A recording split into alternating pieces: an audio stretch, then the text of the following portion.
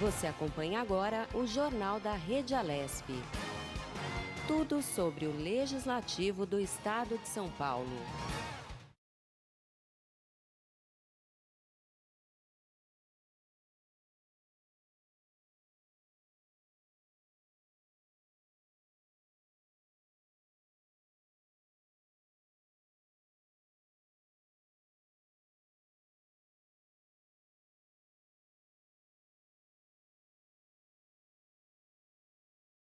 Em tudo o que acontece no país e no mundo. Então, fique com a gente. Jornal da Rede Alesp. E vamos começar o dia bem informado. Vamos falar sobre os protocolos médicos para a vacinação contra a Covid-19 e também o que muda no comportamento das pessoas. Especialistas alertam para que o risco de um relaxamento das medidas sanitárias. Até quando vamos ter de usar máscaras, lavar e higienizar as mãos? ICMS, o Imposto sobre Circulação de Mercadorias. São Paulo garantiu benefício a alguns setores da economia e, com isso, reflete na vida das pessoas. E tem muito mais. Vamos falar também sobre os rumos que a vida profissional pode seguir, mas, claro, é preciso muito planejamento. E fica o alerta, as armadilhas nas redes sociais para quem está à procura de um amor. Tudo isso e muito mais informação para você. O Jornal da Rede Alesp começa agora. Jornal da Rede Alesp. Bom dia, Jeremias. Bom dia, Lília. Vamos aí com todas as principais informações aqui do Parlamento Paulista. Jornal recheado de informação. Essa é sobre a questão profissional, está bem legal. A gente vai conversar também muito sobre vacina, enfim. E, claro, as principais notícias aqui do Parlamento Paulista. Com certeza. Ontem tivemos a coletiva no Instituto Butantan do governador João Dória, que informou que entrou com outro pedido, para a Anvisa para a elaboração de mais 4,8 milhões de novas doses. Caso isso seja aprovado, com essa aprovação, o Instituto Butantan vai poder produzir até 35 milhões de doses. A primeira autorização que aconteceu no domingo foram 6 milhões, na qual 1,4 milhões ficou dentro aqui no estado de São Paulo e o restante ficou para os demais estados da federação. E também o governo, ele afirmou e está querendo, com a sua perspectiva, até abril, entregar uma média de 46 milhões de doses de vacina para o Ministério da Saúde. Ontem também aqui no estado de São Paulo, os municípios de Campinas, Marília, São José do Rio Preto, Botucatu e Ribeirão Preto começaram sua vacinação. Exatamente, o governador disse, olha, temos seringas, agulhas, equipamentos de proteção individual, graças a um planejamento iniciado em outubro e revalidado em reuniões da Secretaria da Saúde. Então, a vacina aí se expandindo aí para todas estas cidades que você falou, Lília, bem importante. Com certeza. E vamos a mais informações. Infelizmente, o Brasil ultrapassou 210 mil mortes por Covid-19. São mais de 8 milhões e 500 mil casos da doença registrados aqui no país. Uma média de 950 óbitos nos últimos 7 dias. Estes dados são do consórcio de veículos de imprensa.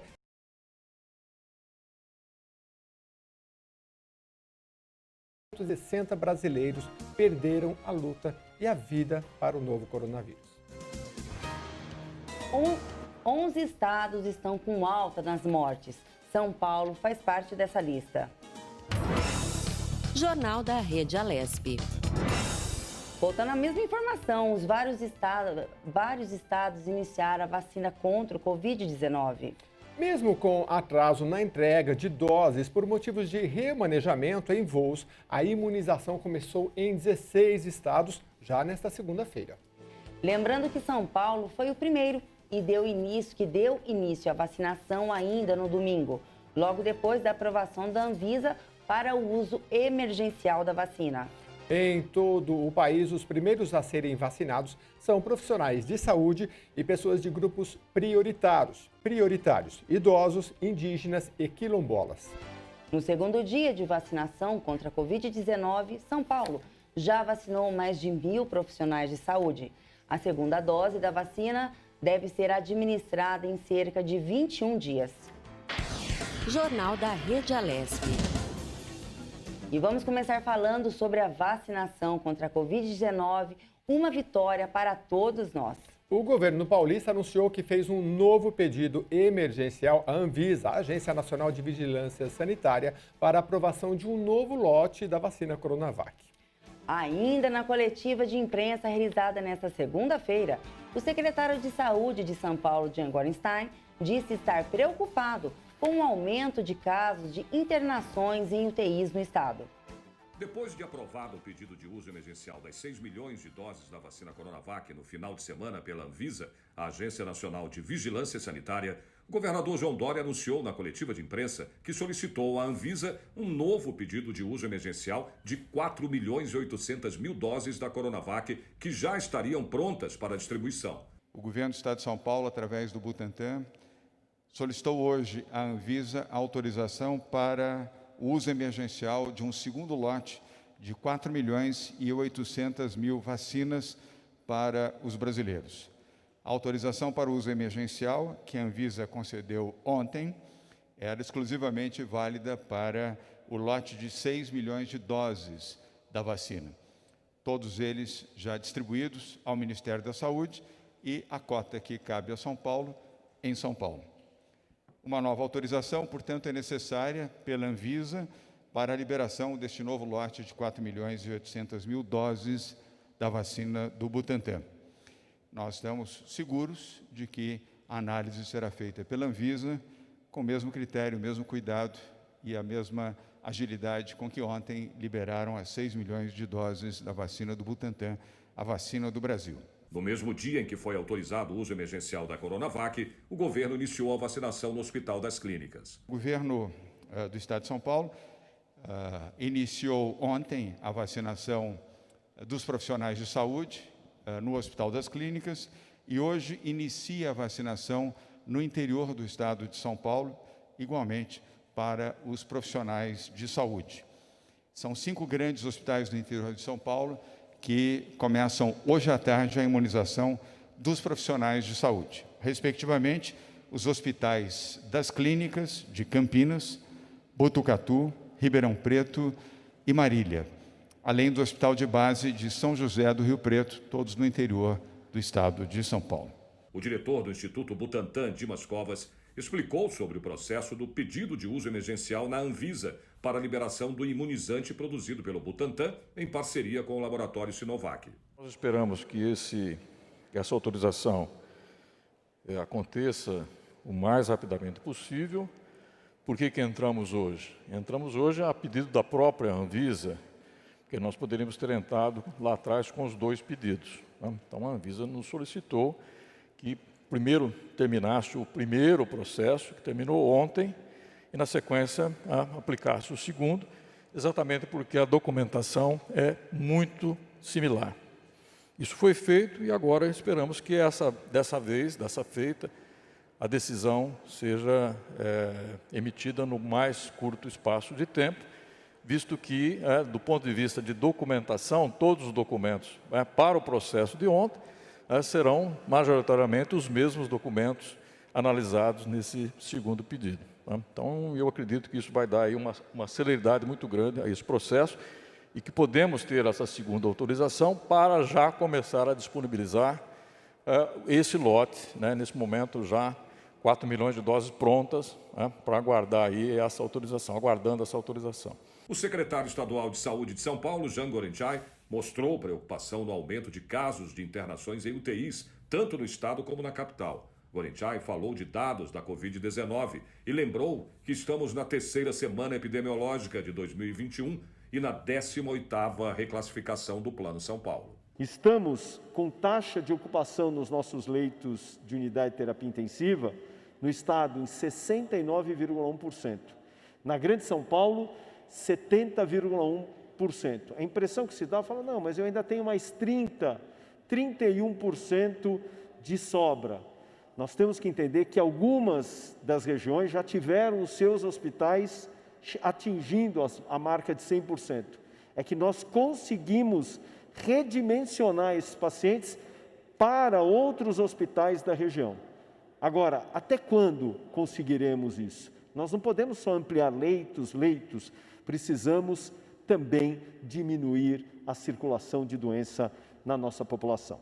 O número dessa semana refletem a necessidade de sermos muito mais atentos, mas além de uma atenção, atuantes.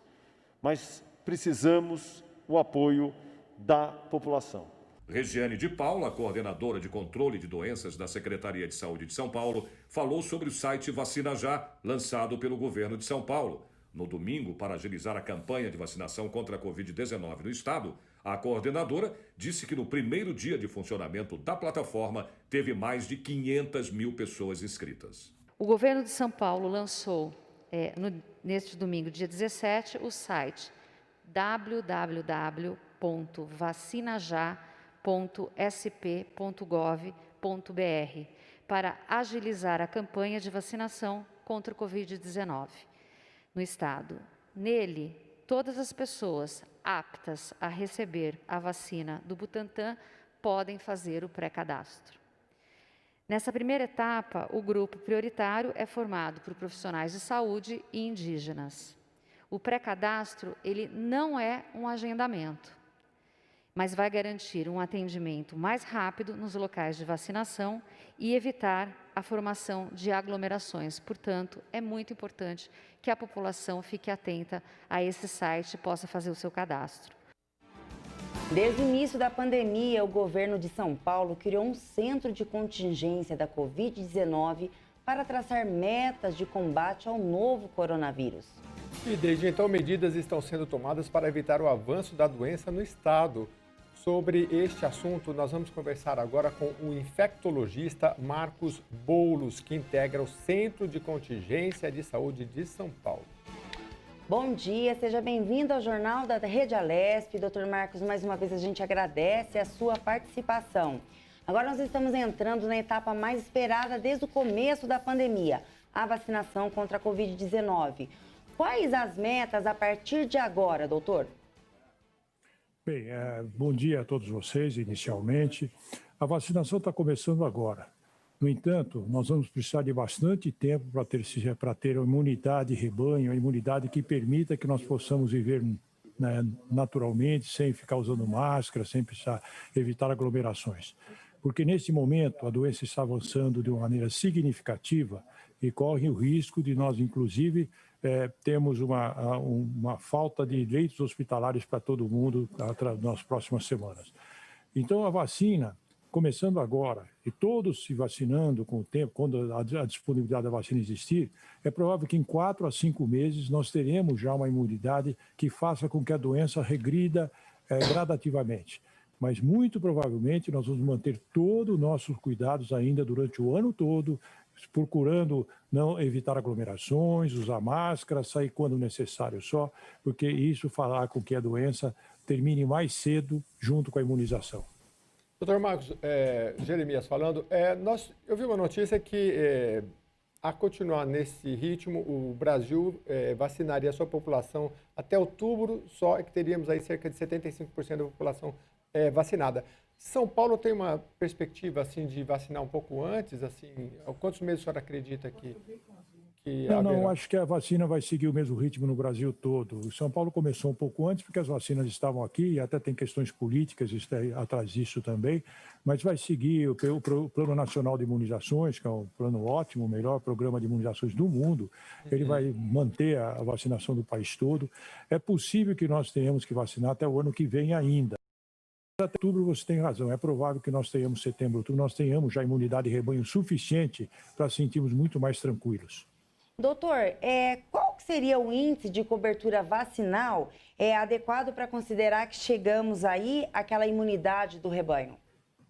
Bem, em todas as vacinas, em todas as doenças, a imunidade de rebanho a gente consegue quando chega em torno de 80%. Talvez um pouco menos, porque como nós estamos com a infecção há algum tempo, várias pessoas já tiveram a doença, estão com anticorpos e podem manter anticorpos até lá, talvez 70% já seria adequado para a gente dizer que a população, de modo geral, está protegida com a imunidade de rebanho. Mas isso provavelmente nós vamos conseguir mesmo só nessa época, com a velocidade de vacinação, só setembro, outubro que nós vamos conseguir isso. Quando a gente fala em criar anticorpos, a partir de qual é o momento que o corpo começa a responder e criar anticorpos? A partir da segunda dose ou na primeira dose ele já vai criando? Não, claro, na primeira dose já existe uma resposta, mas os estudos todos realizados com todas as vacinas foram com 2 doses, porque se percebeu que com apenas uma dose você não produz uma defesa muito importante. A criação dos anticorpos maior é com a segunda dose que você tem o que a gente chama de um estímulo maior para você ter uma produção maior de anticorpos. Isso vai ser na segunda dose, né? Mas assim mesmo, a segunda dose, existem espaços que a gente fala o tempo da segunda dose. As pesquisas foram realizadas com tempo fixo. Por exemplo, no caso da Coronavac, com 2 semanas. Então, a gente não conhece qual a resposta alargando o tempo ou não. A despeito que recebemos uma notícia agora que na China eles perceberam que com atraso de mais, talvez até 6 semanas, você tem uma imunidade maior, mas esses dados ainda não dão para ser aplicados, porque a Anvisa aprovou da maneira que foi, com 2 doses a partir da segunda semana. Mas aí talvez esses estudos que foram realizados na China, se é que foram, tem que se propor à Anvisa para assumir, e aí nós podemos fazer a segunda dose com um tempo maior de intervalo. Isso que eu iria perguntar para o senhor. Essa questão dos 21 dias, a pessoa tomou, vamos supor, um idoso tomou na data correta, mas na segunda vez ele não pôde comparecer. Então, vai ter essa vacina no posto de saúde para ele se ele não for exatamente nos 21 dias posteriores? E se tem algum problema se ele tomar a segunda com 25, 30 dias ou mais? Eu acho que não terá problema se ele para tomar um pouco mais do que 2, 3 semanas tomar a segunda dose. Aparentemente não tem problema, apesar que os estudos não foram feitos com intervalos maiores do que esse. Mas se a pessoa não tomou vacina, claro que ele não receberá um castigo por não ter tomado, provavelmente vai ser reagendado, né? Esse reagendamento provavelmente não prejudicará muito a produção de imunidade. Doutor, a gente sabe que a gente está numa curva alta de contágio devido às festas de final de ano. O senhor acha que com esse início já de vacina a gente vai conseguir agora começar o efeito contrário, voltar a cair como que estava ocorrendo antes das festas natalinas? Não agora. Antes já do Natal, já no fim de novembro, começo de dezembro, nós estávamos percebendo já a curva crescente. O Natal foi, as festas de fim do ano fez que alavancaram um pouco mais, mas já estava crescendo. E continuará crescendo. Hoje nós estamos numa situação pior do que nós tivemos no pico do ano passado. E a curva de crescimento está muito elevada e corre o risco mesmo de nós termos uma falência do atendimento médico, porque nós estamos com o menor número de leitos de UTI agora do que tínhamos no ano passado, melhor leitos hospitalares, não tem hospitais de campanha por aqui, ou seja, nós vamos estar oferecendo menos recursos do que oferecemos no ano passado, com uma situação mais grave, com o número de pessoas se infectando muito mais. Então, a situação com a vacina, nós não vamos ter essa calmia muito cedo. A gente acha que só a partir de abril e maio que nós vamos começar a ter redução dos casos. Então, até lá, nós vamos ter problemas. Então, se as pessoas não se cuidarem e não estão se cuidando mesmo, a situação vai ficar muito, muito ruim. E é provável que o governo tenha que tomar alguma medida de uma certa maneira, não deixar as pessoas irem para a rua. Com isso, quer dizer, não dando oportunidade, fechando as coisas que as pessoas vão fazer e só mantendo a situação básica de supermercado, padaria. E é provável que voltemos a ter como nós tivemos no ano passado também. Doutor, eu conversava com um infectologista ontem aqui no jornal também e até indaguei ele, né? Não são os idosos que estão, até ele brincou, né? Você não vai aumentar a transmissão porque os idosos estão numa balada, né? São os jovens que vão muitas vezes para os bares e acabam aumentando essa transmissão.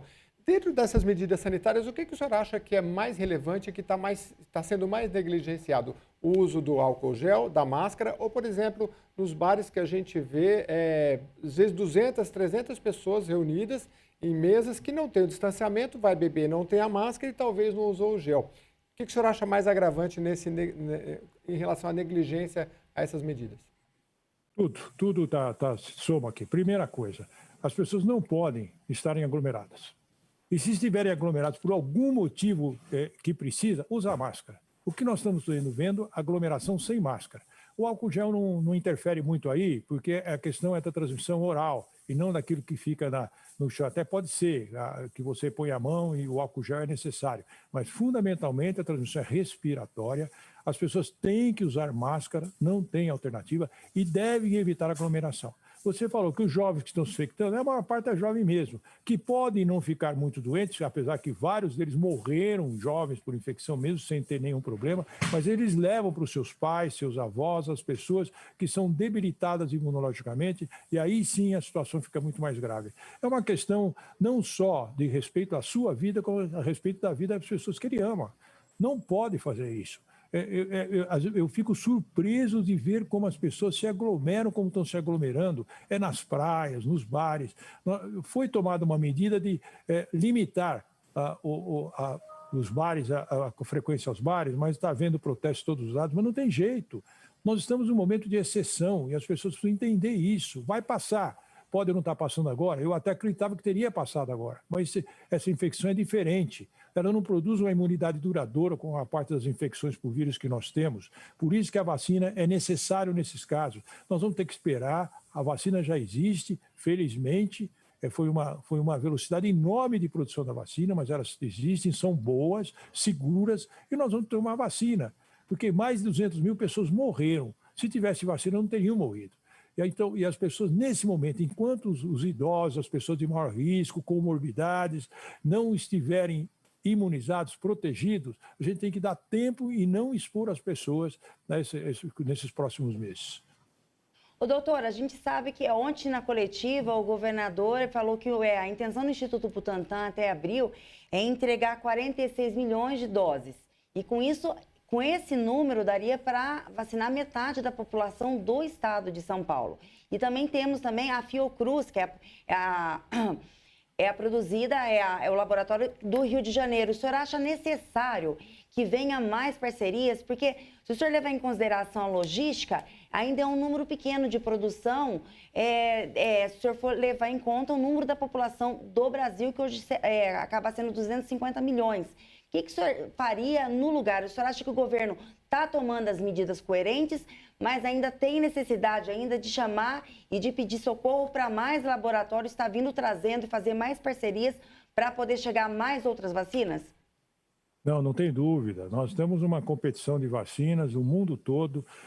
Mesmo a vacina que, por exemplo, nós tivemos a notícia que a Fiocruz está produzindo com a Oxford e o pessoal da AstraZeneca, nós produzimos e compramos as vacinas não são entregues. Porque lá na Índia, onde estão produzindo, a população deles é enorme, mais de 1 bilhão de pessoas, como na China. E eles não querem, e talvez tenham sua razão, de mandar as vacinas para outros lugares enquanto a população deles não estão imunizados.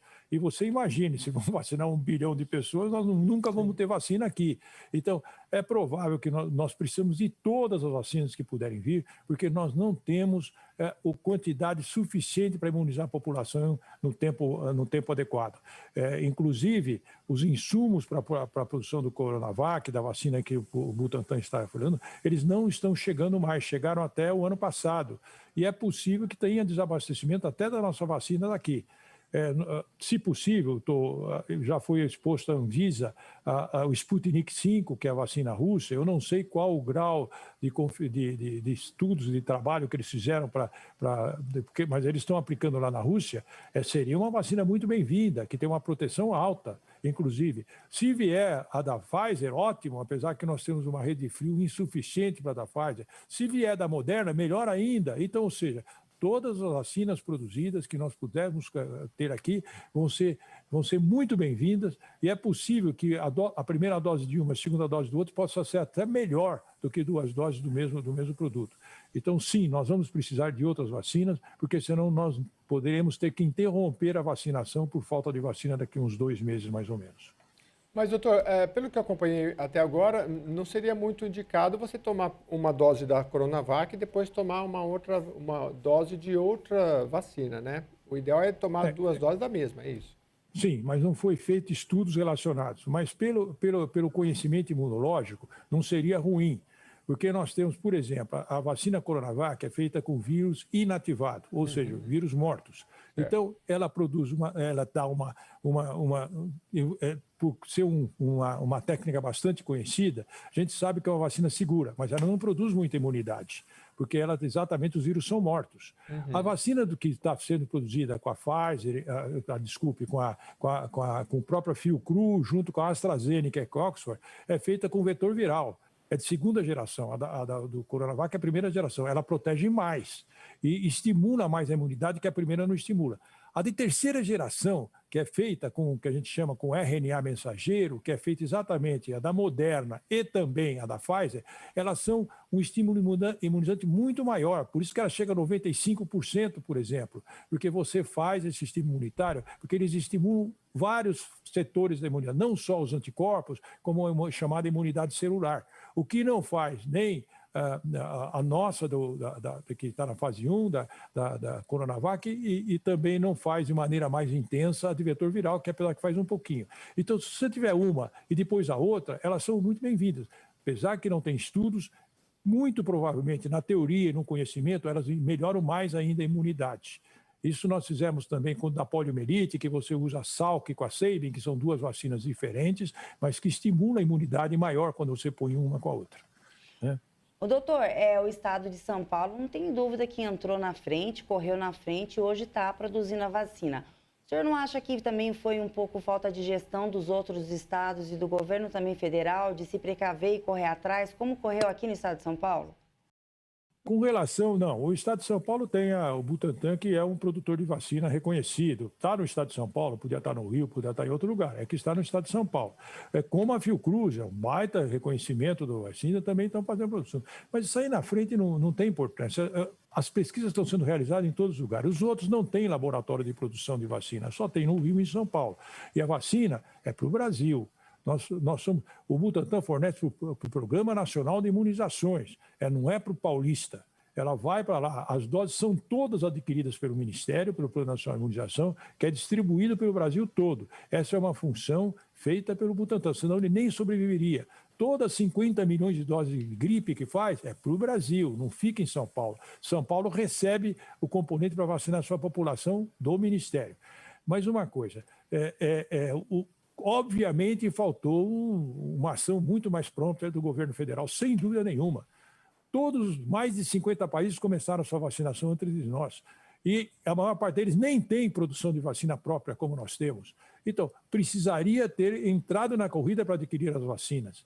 E não é adquirir, as que nós produzimos tudo bem, mas nós estávamos em estado de estudo, nós estávamos na fase 3 do estudo, tanto da Coronavac como da Fiocruz, e por outro lado, as outras já tinham acabado e já estavam vendendo e nós não compramos. Então, não tem cabimento nós estarmos descobertos da vacina e entrarmos agora na corrida, e como nós não entramos no começo, agora não tem nem doses suficientes para mandar para a gente.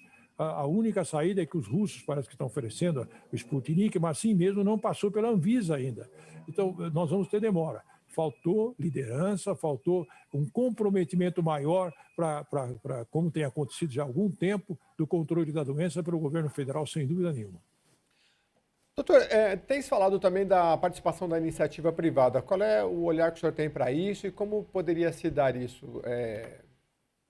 Não exatamente o oferecimento de vacinas. Por exemplo, se chegar no Brasil da Moderna e da Pfizer, iniciativas privadas, laboratórios poderem oferecer as pessoas pagando, enfim. Mas eu digo assim, a iniciativa privada, se de alguma forma, não sei, grandes planos de saúde, alguma coisa, grandes laboratórios pudessem ajudar também a comprar e oferecer isso, claro, junto com o SUS, você acha que poderia existir essa parceria?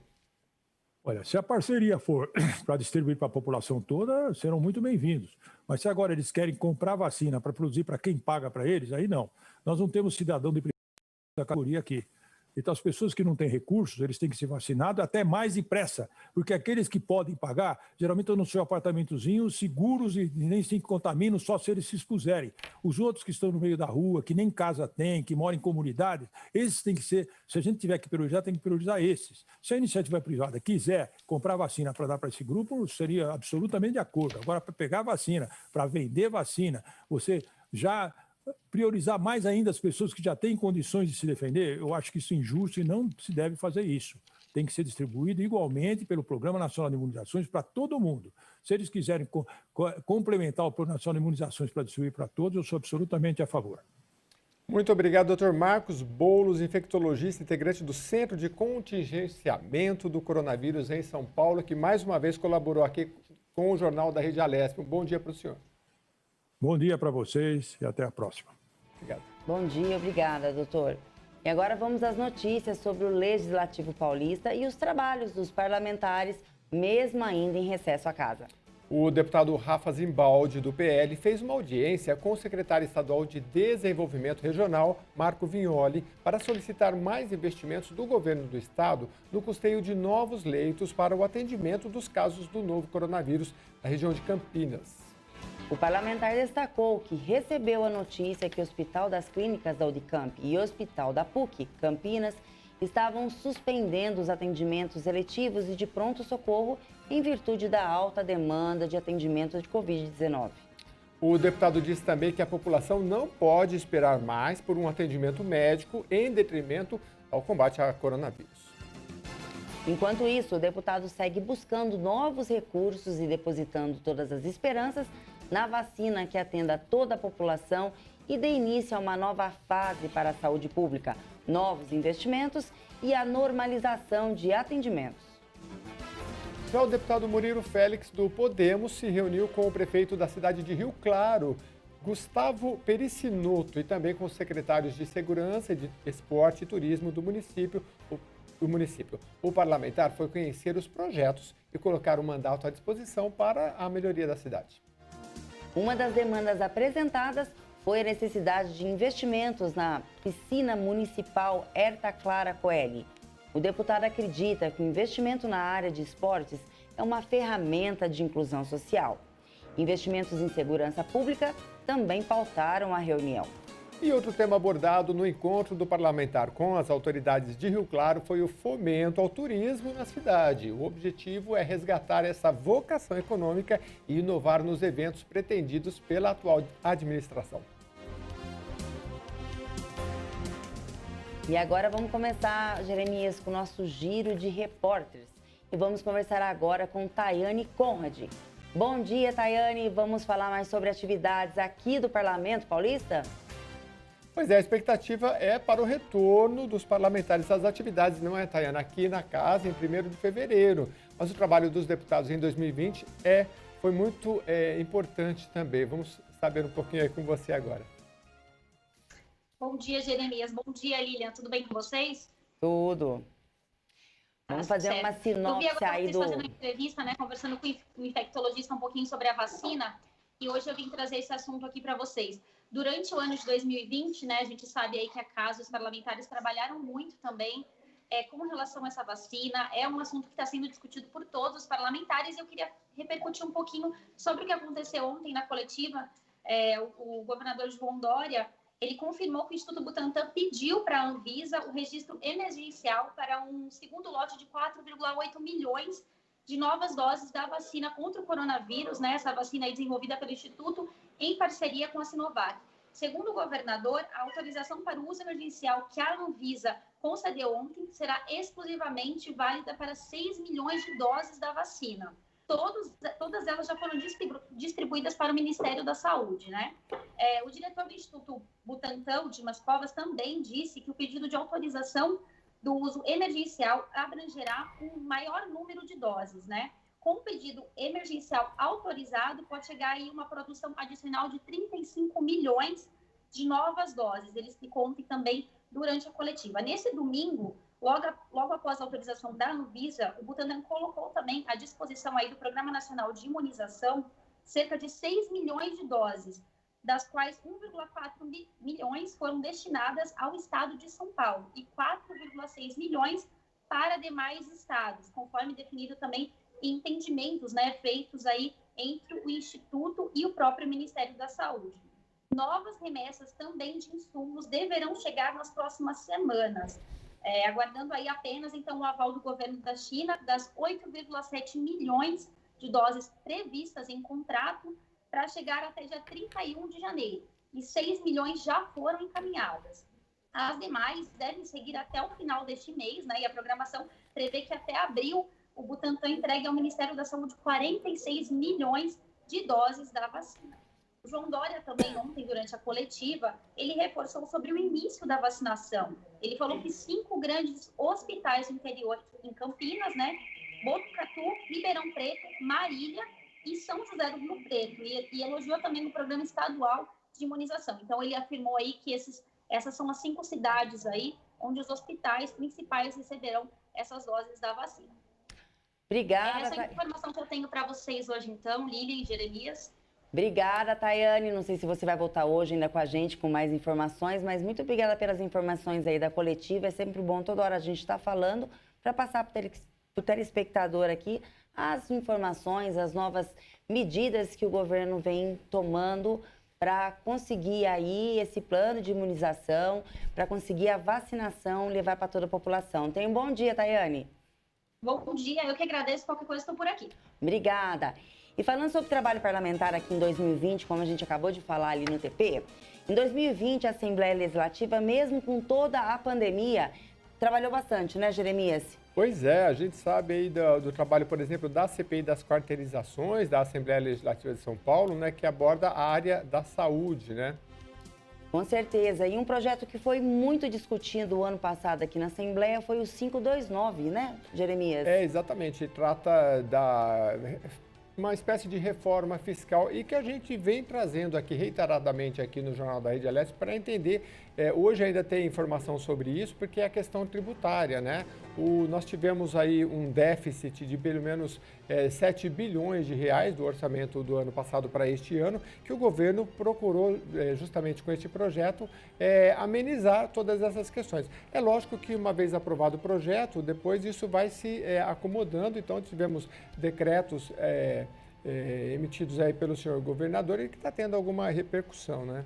E a própria Assembleia, o ano passado, através do presidente Cauê Cris, está devolvendo quase 300 milhões aí nesse segundo biênio no qual ele é presidente aqui, para poder estar ajudando a pandemia. E uma das medidas também que ele adotou foi o corte de pagamentos de parlamentares, regalias e principalmente também, eu acho que são o número de funcionários que cada parlamentar tem direito, ele também teve um corte, não foi, Jeremias? Exatamente. E além dessa medida, Lília, teve também o corte no próprio vencimento dos deputados, né? Uma medida tomada aí no grande pacote aí de medidas do ano anterior, no início da Covid-19, e que os vencimentos dos parlamentares vêm se mantendo aí há muitos anos, né? Sem um reajuste, né? Que segue o salário do governador. E mais uma vez, neste ano também não foi diferente. Então, mais uma medida para restringir aí e colaborar, o Parlamento Paulista colaborando com a Covid-19, que é um momento crítico economicamente também. Com certeza. E a Comissão Parlamentar de Inquérito da Alesp, que investiga fraudes em contratos do governo com o terceiro setor, contabilizou total de 30 encontros em 2020. O órgão técnico ouviu 19 representantes de instituições para prestar esclarecimentos sobre medidas propostas à sociedade relacionadas ao tema. Devido à pandemia, todos os encontros foram feitos em ambiente virtual. A deputada Janaína Pascoal, do PSL, comentou sobre as vantagens da ação para efetivar as atividades, mesmo com a situação atípica. Eu penso que nós estamos convidando de maneira educada para um diálogo por meio virtual, ou seja, a pessoa nem precisa se deslocar até a Assembleia. O deputado e relator da CPI, Thiago Auríquio, do PL, afirma que o resultado do documento final vai contribuir para a regulamentação das organizações sociais. Eu acho importante a CPI ter dado um pontapé inicial num futuro projeto de lei regularizando essa questão da OS. Eu acho que conforme tiver o trabalho legislativo, passando por comissões, abrindo as audiências públicas, a gente vai ter o aperfeiçoamento do processo legislativo, do projeto como um todo. O relatório final foi aprovado pelos parlamentares com 4 votos favoráveis e 2 abstenções. Jornal da Rede Alesp. E agora vamos a mais uma entrevista, agora 10h09. E o Jornal da Rede Alesp vai falar um pouquinho sobre a vida profissional. Vamos falar sobre anticarreira. Você já ouviu esse termo? Já ouviu, Jeremias? Pois é, eu já fiquei sabendo aí que a gente vai entrevistar um especialista que traz justamente essa questão. Você sabe, Lília, que eu conversava com um amigo recentemente, ele falava, olha, hoje a garotada eu registro o CLT e tudo, aí eles me chegam e falam assim, olha, eu estou pedindo a conta que eu vou pegar 2 projetos, depois eu vou viajar, né? O mundo mudou muito. Vamos saber aqui com o nosso entrevistado como é que está acontecendo isso. Tudo bem? Nós vamos muito conversar. mudar. Vamos falar agora o que significa anticarreira. E o nosso escritor desse livro, que é um livro, né, do Headhunter, Joseph Tepperman. Bom dia, prazer em recebê-lo. Joseph, fala só um pouquinho uma maneira de entender essa jornada profissional e a palavra anticarreira. Porque para quem escuta isso, não entende muito esse título do seu livro. Bom dia, Lilian. Bom dia, Jeremias. Um prazer estar com vocês e com a audiência da TV Alesp. Bom, anticarreira é o contrário de carreira, e eu acho que grande parte da população brasileira desde sempre escutou que tem que ter muito foco e sucesso na carreira, mas nunca foi para o dicionário olhar a origem da palavra. E carreira vem do latim carrera, quer dizer um caminho estreito. E caminho estreito deixa a gente sem saída e sem opção, né? Tudo que eu falo no livro é o contrário do caminho estreito. E como não existia uma palavra antônimo do caminho estreito, eu criei a palavra anticarreira. Então, quando a gente fala em anticarreira, o caminho estreito é aquele modelo de trabalho antigo. Você acha que hoje, esse novo mundo, a gente tem que enxergar de uma maneira diferente e mudar várias vezes? Qual é o teu conceito sobre isso? Sem dúvida nenhuma. Eu falo que no livro, né, são 201 páginas, mas tentando trazer para 4 pontos principais o que eu percebo, né? Eu trabalho como headhunter já desde 2005, há 15 anos. Foram mais de 15 mil entrevistas, atendendo clientes de todos os portos, empresas nacionais, multinacionais, listadas na Bolsa, empresas familiares, fazendo sucessão de diretoria e de presidentes. E eu percebo que, independente do ciclo econômico, tem gente que está sempre reclamando e tem gente que está sempre criando para o futuro. E as pessoas que criam o próprio futuro são aquelas que não têm só um trabalho, elas têm um portfólio de trabalho. São aquelas que não apenas pagam os impostos, mas também exercem cidadania.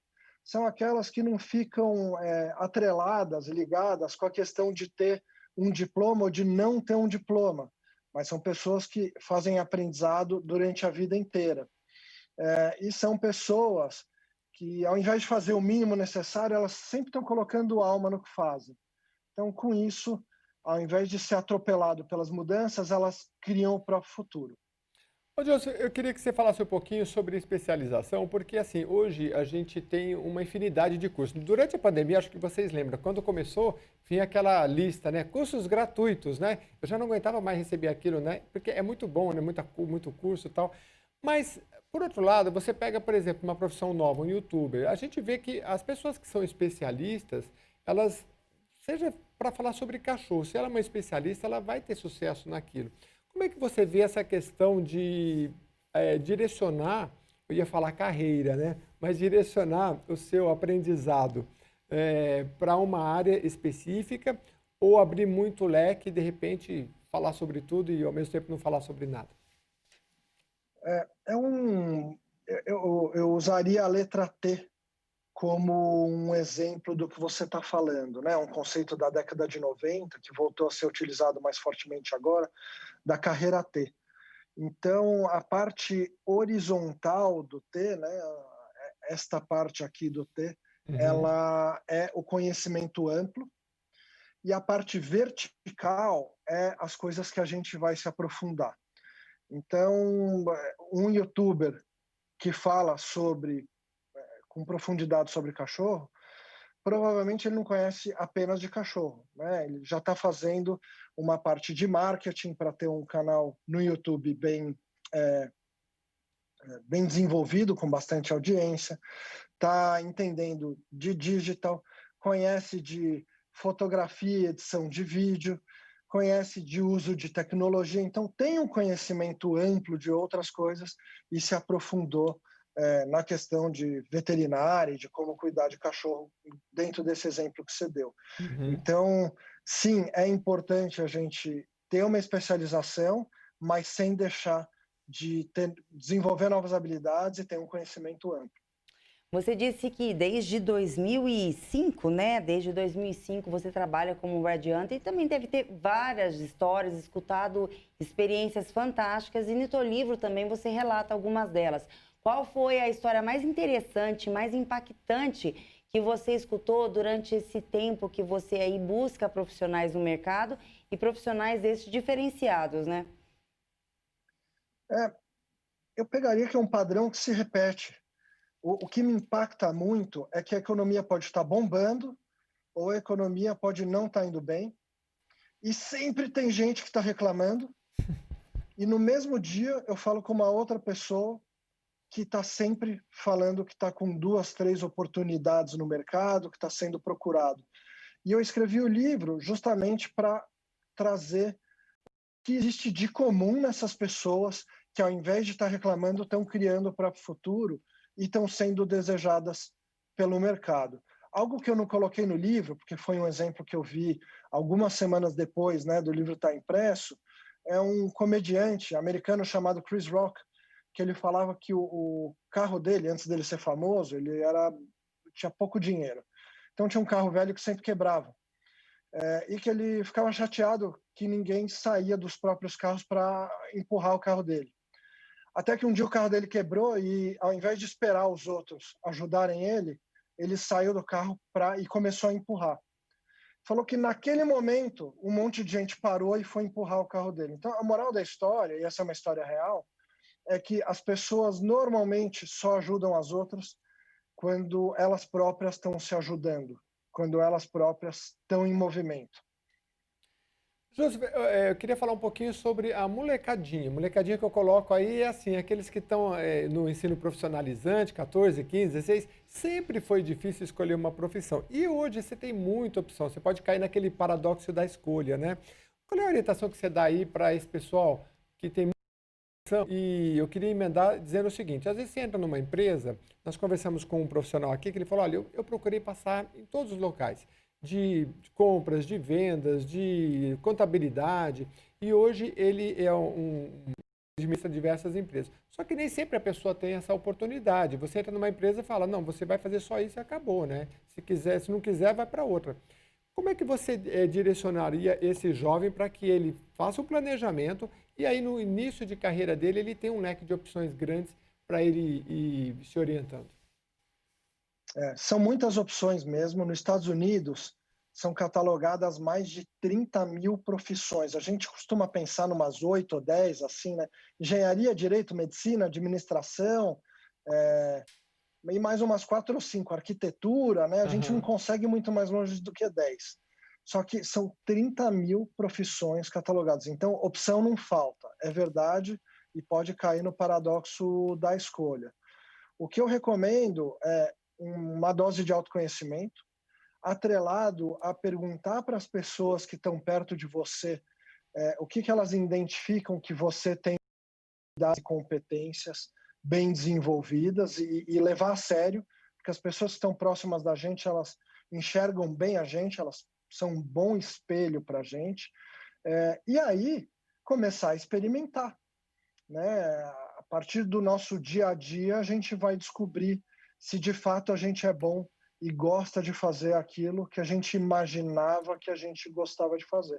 E se não estiver gostando, cava uma oportunidade de fazer outra coisa. Não pode esperar que a empresa, né, seja uma mãe e ela que vá cuidar da gente, porque a empresa é um CNPJ, a empresa é um contrato social guardado numa gaveta, ela não é uma pessoa. Pessoas que tem que agir, né? Instituições, elas não agem. Quem age é a pessoa. E a responsabilidade pela nossa felicidade, o nosso sucesso, é de ninguém mais, ninguém menos do que de nós mesmos. Ô Joseph, agora eu vou falar um pouco dos adultos. A gente sabe que hoje o Brasil tem mais de 14 milhões de desempregados. E muitos estão no emprego, como você falou, reclamam, mas não saem do lugar. Então, como que o homem ele deve se preparar para uma mudança ou para se recriar e sair da zona do medo? Porque muitas pessoas, a maioria, elas não têm ousadia. E pelo pouco que você falou, enfim, o diferencial de um profissional está na ousadia, a vontade de querer vencer, a vontade de batalhar. Como que uma pessoa ela pode conseguir iniciar isso dentro dela, por esse mercado que está tão irregular, está tão incerto, ninguém sabe do amanhã, e muita gente com família se justifica que não tentou nada melhor por medo de perder o que já tem. Porque hoje a gente vê muito que as pessoas querem emprego, não querem trabalho. E como você falou, trabalho tem bastante para quem quer trabalhar e para quem é ousado. Qual que é a dica, então, que você daria para a gente? Eu acho que é prestar atenção na natureza. O mundo, ele não é estável, ele é instável. Então, as pessoas que estão dentro de uma estabilidade muito grande, elas têm que criar para si próprias um pouquinho de caos, porque isso vai nos reaproximar da nossa natureza e da natureza do planeta. Os nossos ancestrais, nossos antepassados, não ficaram na caverna esperando alguém dar emprego para elas. Essa história de emprego, eu ainda não consegui identificar em que momento da história a humanidade entendeu que se ninguém desse emprego não teria trabalho. Trabalho não falta. Esse país tem tudo para ser feito e tem muita demanda de entrega de alimento, de produção de alimento, de infraestrutura, de tudo. Então, lembre dos nossos antepassados que são empreendedores, ou seja, nós como seres humanos somos empreendedores, e saia da sua caverna, seja ela qual for, para empreender e fazer as coisas acontecerem. Eu queria falar um pouquinho de mudança de carreira. Uma pergunta interessante aqui é de se ela se dá... O que você vê na prática, assim, uma forma mais radical? A pessoa, sei lá, era um biólogo e hoje ele vai ser um advogado? E como é que se faz essa transição? Normalmente deveria ser de uma forma mais suave, né, as transições. Um biólogo que quer ser um advogado, ele vai ser melhor aceito caso ele comece a estudar direito, ele ou ela comece a estudar direito, e aproveite esse conhecimento de biologia, conhecimento de pessoas, conhecimento da vida real dentro da biologia, e entre num ramo do direito mais similar, né, que utilize competências e habilidades usadas quando estava na biologia. Então, talvez um direito ambiental. E qualquer exemplo que vocês me trouxerem, muito provavelmente eu vou conseguir fazer uma conexão de fazer essa transição em 2 etapas. Digamos que o sonho dessa pessoa que você me trouxe é de ser advogado tributarista. Se entrar no escritório de advocacia via direito ambiental e trabalhar muito bem e colocar a alma no que faz, então mostrar que é muito bom naquilo que faz, não é improvável que depois de alguns anos, quando tiver uma posição dentro daquele escritório para cuidar da parte tributária, ela tem essa oportunidade. Eu queria... você sabe que eu estava vendo uma entrevista daquele historiador Yuval Noah Harari, e ele estava falando, ele fala muito sobre os algoritmos que podem tomar no futuro as decisões pela gente, e aí ele fala da necessidade do autoconhecimento que você citou. E como é que a gente pode atingir esse autoconhecimento, né? Hoje está muito em moda a meditação, né? Mas você falando me veio à cabeça, às vezes, talvez mais treinamento nas empresas, enfim, para que as pessoas se conheçam mais, porque às vezes a gente recebe um elogio e 20 críticas. Não estou falando só no mundo corporativo, mas em casa, e as pessoas dificilmente vão sabendo aquilo que elas são boas, aquilo que ela pode ser mais produtiva, né? Que orientação que você pode dar nesse sentido? Autoconhecimento vem da Grécia, né? Um dos capítulos do Anticarreira, o nome do capítulo é Conhece-te a ti mesmo, né? Fala de autoconhecimento, um negócio que vem mais de 2000 anos. A ferramenta que eu colocaria, primeiro, é não terceirizar para a empresa, entender que é responsabilidade individual nossa dessa jornada de autoconhecimento. Terapia é uma coisa que funciona bem. A gente não até pode... para psicólogo, né? É um negócio que funciona bem. Ir para o psicólogo, fazer terapia e se entregar na jornada, pegar um psicólogo competente. Se quiser algo mais focado no autoconhecimento ligado à performance no trabalho, a questão do coach. E aí precisa escolher bem quem é o coach, porque o coach hoje em dia tem sido mal falado, né? Porque tem muito coach sem formação e sem experiência, mas não dá para jogar o bebê junto com a água fora. Tem muito coach muito bom. Então, coach e terapia são duas ferramentas excelentes. Muito, muito bom. Bom, eu gostei bastante das orientações e eu gostaria que você já participou da programação com a gente e que outras vezes você pudesse voltar e dar mais informações para a gente, que é um tema bem legal. Muito obrigado pela sua participação aqui no Jornal da Rede Alesp. Sempre um prazer falar com vocês. Quando vocês convidarem, eu estou de volta. Não, com certeza, já está convidado para vir aqui no estúdio fazer um programa ao vivo, assim, gravado, mas aqui dentro da Assembleia. Alguém vai entrar em contato com você, com certeza, para falar sobre esse livro e sobre o mercado de trabalho hoje, que está tão difícil e tão interrogativo. Obrigada. Muito bem, e hoje vamos falar um pouquinho agora sobre o Janeiro Roxo, né, que evidencia a conscientização sobre a hanseníase, que antigamente era conhecida como lepra, uma doença infecciosa, né, Lilian? Jeremias, a campanha promove ações e divulga conhecimento sobre o tema. A hanseníase, ela é contagiosa, caracterizada por manchas avermelhadas ou esbranquiçadas na pele e também pode causar alterações na sensibilidade, quanto ao calor, frio e também dor. A dermatologista Nira Herênio fala sobre como é feito o diagnóstico. O diagnóstico da hanseníase, ele é basicamente clínico. A gente vai examinar o tipo de mancha, vai fazer um teste de sensibilidade, um teste de tato, e no exame a gente já faz uma suspeição alta. E aí o que a gente pode fazer? Colher a baciloscopia, que a gente colhe a linfa das orelhas, do cotovelo e da lesão, para ver se encontra essa bactéria no microscópio, e às vezes pedir a biópsia da lesão. Mas esses são exames complementares. O principal é o exame dermatológico mesmo. A pessoa com a doença pode transmitir por tosse, espirro ou fala. O tratamento leva até 1 ano e é feito com medicamento por via oral. Aqui na Assembleia Legislativa de São Paulo foi criada uma proposta, hoje já sancionada, que institui o último domingo do mês de janeiro como Dia Estadual de Combate à Hanseníase. Aqui no Brasil a gente tem cada vez mais casos, justamente pelo fato de a gente dar pouco diagnóstico e a gente demorar muito ao início do tratamento. Então acaba que os pacientes eles transmitem muito antes de serem curados. E mais informações aqui, Jeremias. O prefeito da capital paulista, Bruno Covas, se licenciou do cargo por 10 dias para uma nova etapa de tratamento contra o câncer diagnosticado no cárdia, transição entre estômago e esôfago. De acordo com o boletim do Hospital Sírio-Libanês, Covas foi submetido a uma sessão complementar de radioterapia nos próximos dias. A previsão é de que o prefeito continue com a imunoterapia e exames de controle. Na ausência de Bruno Covas, o vice dele, Ricardo Nunes, assume a gestão da cidade de São Paulo pela primeira vez.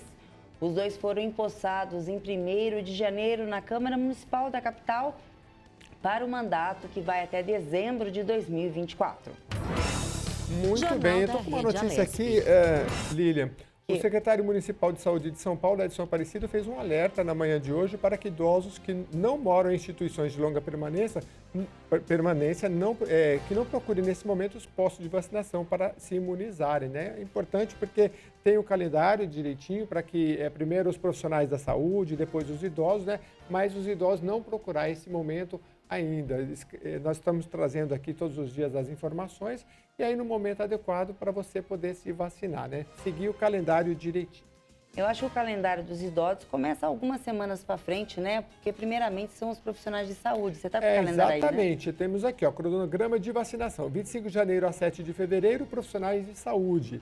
8 de fevereiro a 1º de março, aí os idosos com 75 anos ou mais.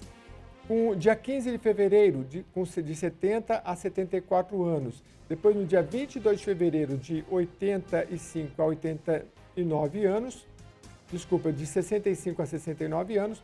E de 1º de abril a 30 de maio, 60 a 64 anos.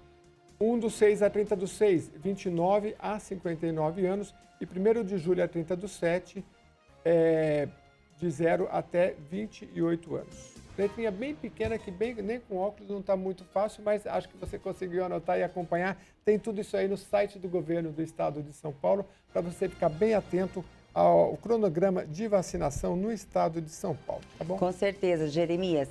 E uma pesquisa com mais de 1.000 pessoas, divulgada no início deste ano por uma consultoria de recursos humanos, mostrou que 96% dos profissionais brasileiros já inventaram uma desculpa para o trabalho. A mentira mais comum, citada por 84% dos entrevistados, é: estou doente. Na sequência apareceram: tive uma emergência familiar, usada por 65% dos entrevistados. Tenho um problema pessoal, também tem um problema pessoal, usado por 62% dos entrevistados. Não. E tem uma consulta médica, dita por 60% dos entrevistados. E meu carro quebrou, preferência de 48% dos que responderam o questionário. Pois é, meu carro quebrou, mas hoje vai com os aplicativos, aí vai ficando mais difícil dar essa desculpa. Olha, para a grande parte dessas pessoas, o real motivo que leva à falta no trabalho é a chance de fazer uma entrevista de emprego em outra empresa. E tirar um dia para se recuperar do estresse também é uma causa comum citada pelos participantes do estudo. Eu acho que isso vai muito porque, Jeremias, o home office hoje entrou e tem gente que tem família, criança, marido trabalhando em home office, mora em pequeno metro quadrado, que é muito difícil. Isso deu uma estressada um pouco também nas pessoas, né? Pois é, porque a gente não estava muito acostumado, muitas pessoas, quem já fazia tudo bem, né? A ter um certo planejamento. Então, confundia, levanta, toma café, e aí, enquanto lava a louça, volta para fazer as outras coisas. No final do dia, fica meio bagunçado. Então, as pessoas foram se acomodando, mas, lógico, o nível de estresse vai se agravando, principalmente por conta da pandemia, né? Com certeza. E vamos a mais uma entrevista. E o nosso convidado agora aqui do Jornal da Rede Alesp é o presidente da Fundação Casa, secretário de Justiça e Cidadania do Estado, Fernando José da Costa. Bom dia, secretário. Muito prazer em recebê-lo. E nós vamos falar sobre a retomada das visitas presenciais na instituição. Secretário, depois de tanto tempo suspenso esse benefício dos adolescentes por causa da pandemia, não é? Como é que deve ser essa retomada? Bom dia, Jeremias. Bom dia, Lilian. Bom dia aos nossos ouvintes da TV Alesp, do jornal Rádio Alesp. No dia 15 agora, nós já iniciamos as retomadas das visitas presenciais na Fundação Casa, nos nossos mais de 130 centros. Essas visitas, elas foram suspensas, né, no início da pandemia, presenciais em março de 2020, foram retomadas em novembro e foram novamente suspensas no final do ano, quando entramos na fase vermelha, apenas naquelas datas, de 25 a 27 de dezembro e depois de 1 a 3 de janeiro. Posteriormente, nós reformulamos, né, o modelo de visitação presencial, seguindo as diretrizes do Comitê de Crise da Fundação Casa, da OMS, Organização Mundial da Saúde, e do Centro de Contingência do Governo do Estado de São Paulo, e pudemos retomar essas importantes visitas presenciais. De uma certa forma, que inclusive mesmo que amanhã nós tenhamos mudanças de fases, retornando em alguns locais para a fase vermelha, as visitas presenciais poderão continuar sendo realizadas. É importante que se diga que nesse período, as visitas à distância, as videochamadas, através dos programas da Microsoft Teams, do Google Meeting, passaram a ser realizadas. E, Jeremias, elas foram muito bem aceitas, não só pelos jovens, mas pelos familiares, porque muitos familiares, quer por trabalho ou quer por condição de logística ou econômica, muitas vezes não podiam visitar, né, aquele jovem que se encontrava recebendo uma medida socioeducativa. E agora, na videochamada, isso é possível realizar.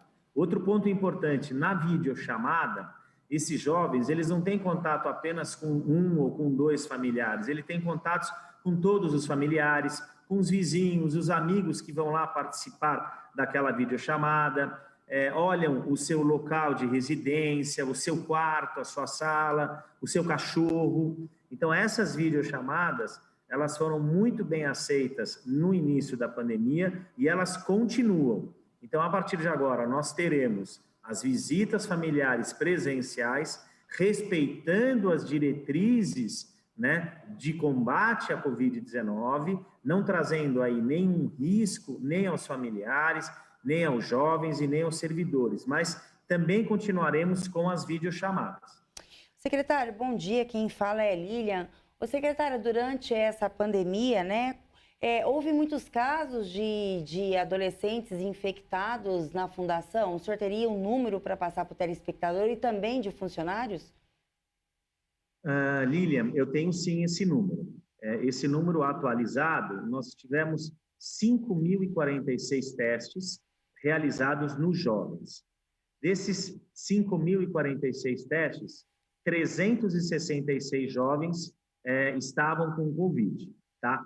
Foram ali tratados, ficaram ali no isolamento. Hoje, desses 366 jovens que tiveram Covid, já foram curados e apenas 34 permanecem com Covid. Tá? Esses 34 permanecem em isolamento e não temos hoje nenhum caso grave, nenhum caso que houve a necessidade de internação em hospital, de utilização de respiradores. Essa é a situação dos jovens. Já com relação aos funcionários, nós temos hoje aproximadamente 11 mil servidores, um pouco mais de 11 mil servidores ativos. Desses pouco mais de 11 mil servidores ativos, nós temos 2 mil que se encontram em casa por se encontrarem em grupo de risco, né? Desses servidores, aproximadamente 1.275 tiveram Covid, né? Já se curaram. Nós temos hoje aproximadamente 22 servidores que se encontram com Covid, se encontram em isolamento e, lamentavelmente, nós tivemos, desses 11 mil servidores, 8 que faleceram em razão da Covid-19. Secretário, para entender, então, quantos jovens nós temos hoje no sistema e como é que funciona a visita digamos, em dias normais? Quantas vezes eles podem receber visitas e agora, durante a pandemia, como é que está ocorrendo? Hoje nós temos cerca de 5.100 jovens cumprindo medidas socioeducativas. Desse número, aproximadamente 14 são medidas de semiliberdade, que eram aquelas que eles dormiam, né, em um estabelecimento, em um centro. Mas, por decisão judicial, esses de semiliberdade, eles hoje se encontram em casa. Então, nós temos ali, recebendo medida socioeducativa, nos centros, aproximadamente, Jeremias, 4.600 jovens. Tá? Como que funcionava o sistema de visita presencial antes da pandemia, né? Antigamente, nós realizávamos em uma única etapa. Então, eles eram realizados aos sábados e domingos. As famílias podiam ficar até 4 horas, eram realizadas no mesmo momento. Então, existia aglomeração, várias pessoas ali visitando, várias pessoas da família ou até amigos podiam comparecer, até 3 pessoas. Isso foi totalmente remodelado em razão da pandemia.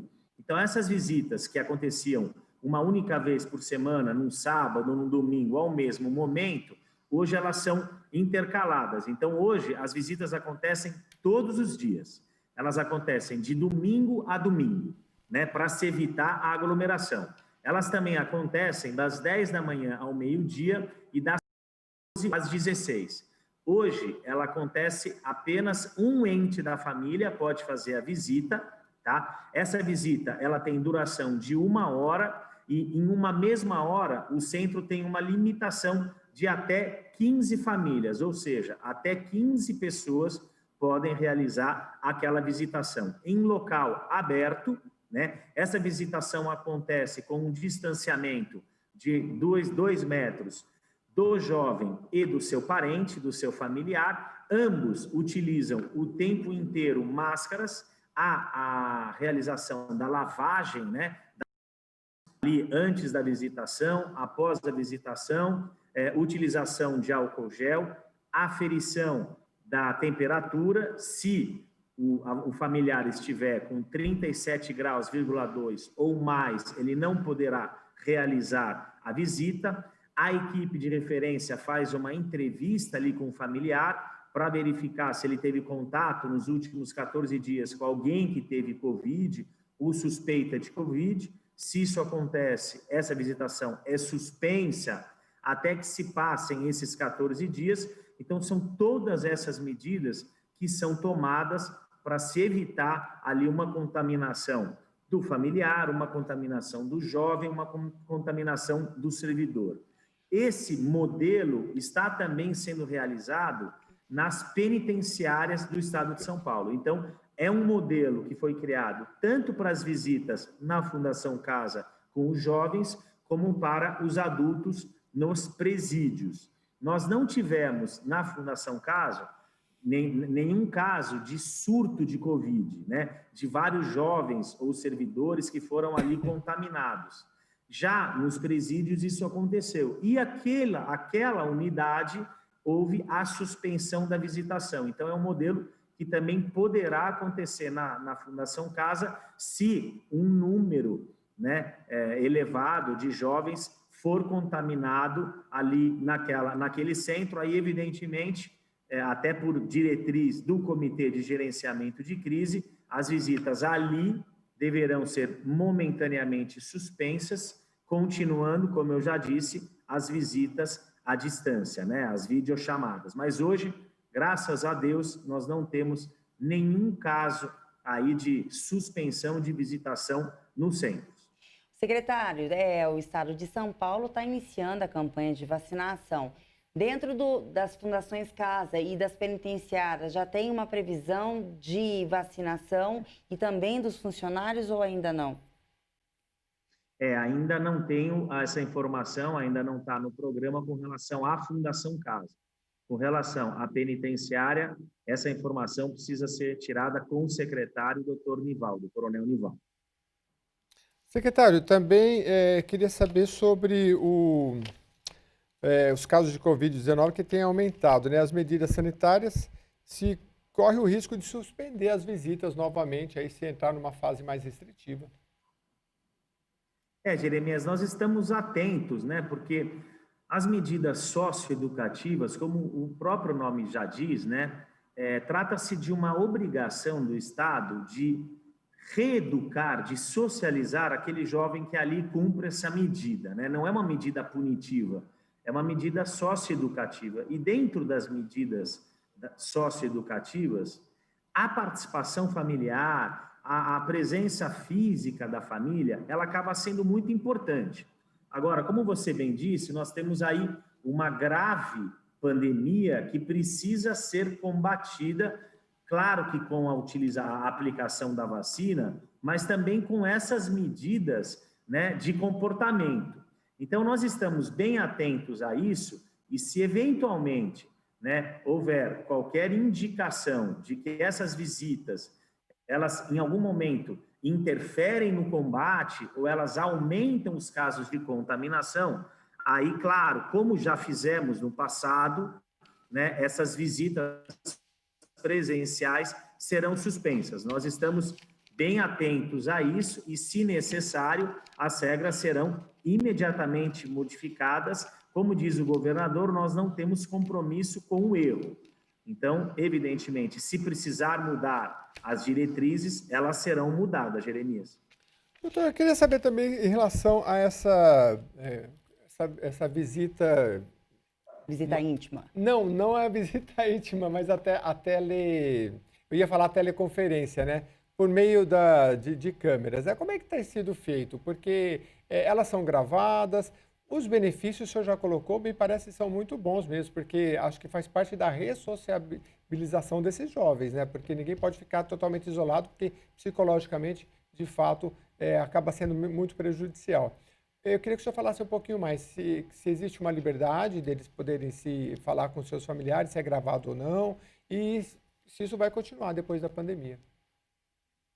Olha, você e a Lilian, Jeremias, acabaram perguntando, e eu acho pergunta importante e pertinente, mas eu vou falar sobre os 3 temas, tá?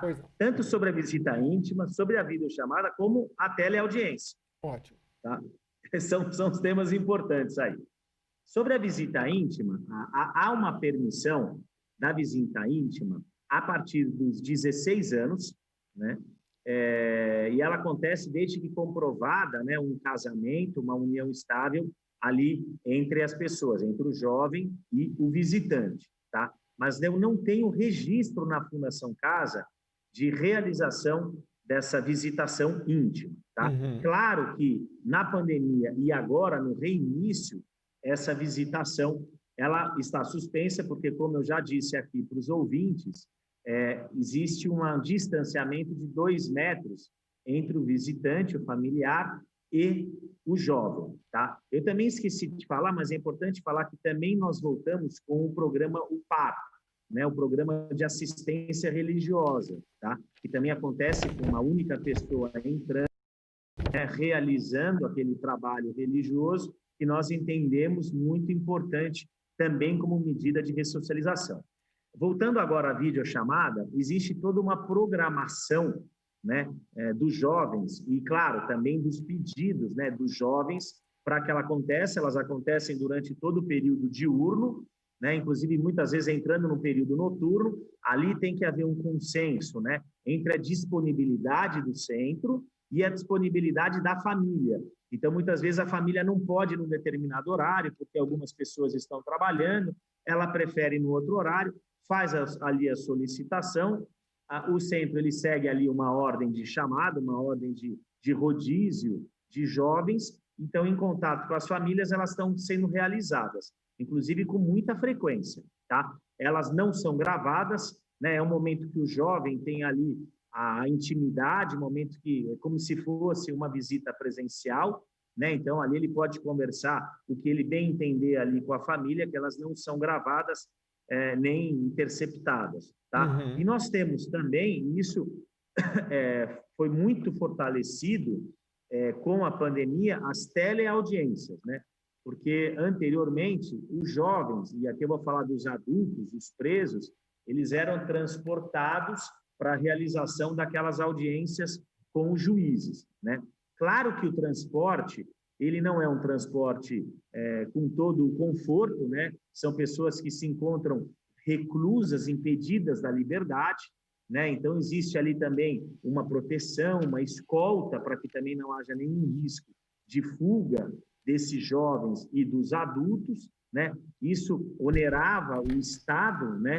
Que tinha que ter servidores acompanhando esses jovens para audiência presencial, a escolta, né, para proteger esses servidores, esses jovens e evitar as fugas. E hoje, através da tecnologia, inclusive, é um desabor ao próprio jovem ou ao próprio adulto, que muitas vezes as viagens são longas para o fórum, as audiências demoram para ser realizadas e eles passam o dia inteiro nesse transporte incômodo e no fórum, e muitas vezes, principalmente até nas prisões, nas penitenciárias, do que na fundação, muitas vezes aquele detento que sai para a realização da audiência, ele volta, aquela vaga dele naquele local já pode ter sido preenchida por outra pessoa que chegou no período que ele está fora, ele acaba tendo que ir para uma outra cela, né, tendo que se ressocializar com as pessoas.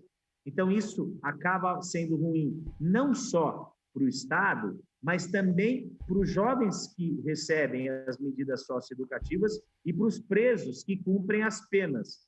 Então, quando nós, inclusive, entrevistamos, conversamos com eles, muitos deles preferem realizar essas audiências ali, né, no próprio centro, quando eu falo Fundação Casa, ou no sistema penitenciário, quando eu falo na prisão.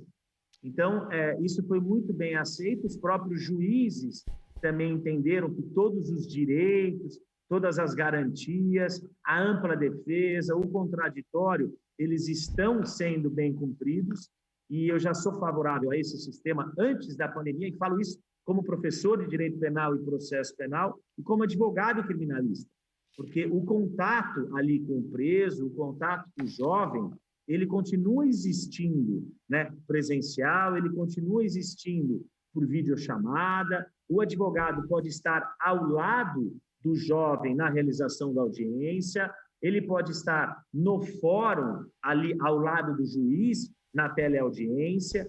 Essas audiências são, sim, Jeremias, gravadas, né? Inclusive para posteriormente, eventuais recursos, onde outros magistrados irão analisar aquele mesmo processo, eles poderão não só ter o conteúdo do depoimento do jovem e do adulto, como também a imagem, né, dessas pessoas, que também servem para uma avaliação quando o juiz vai analisar uma decisão, uma sentença.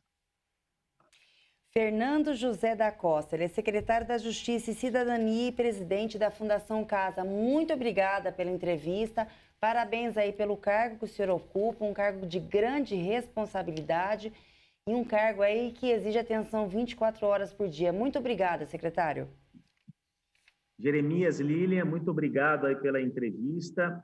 Gostaria de encerrar aqui com uma mensagem à população, né? Nós iniciamos, graças a Deus, e há um trabalho intenso de autoridades, principalmente aqui, eu faço às vezes das autoridades lideradas, né, do Estado de São Paulo, lideradas pelo nosso governador João Dória, e digo a todos os nossos ouvintes e aqueles que ainda nos ouvirão, de que nós precisamos ainda continuar respeitando as medidas determinadas pela OMS e pelo Centro de Contingência. Precisamos continuar isolados, sair quando necessário, precisamos continuar utilizando máscaras, utilizando o álcool gel, né, para que a pandemia não seja aumentada. Iniciamos, sim, a vacinação, mas teremos um longo caminho pela frente até que essa pandemia seja combatida. Obrigada e tenha um bom dia. Essa notícia, isso que o secretário acentuou, é justamente a nossa próxima informação aí, pessoas que estarem sempre atentas aí a pandemia, né? Não é para relaxar, não. Muito obrigado, secretário. E os protocolos, né? 6 a cada 10 pessoas que foram infectadas pelo coronavírus e precisam de internações em UTIs morreram no Brasil, de acordo com um estudo publicado na revista científica The Lancet como se fala? The Lancet Respiratory Medicine. Isso.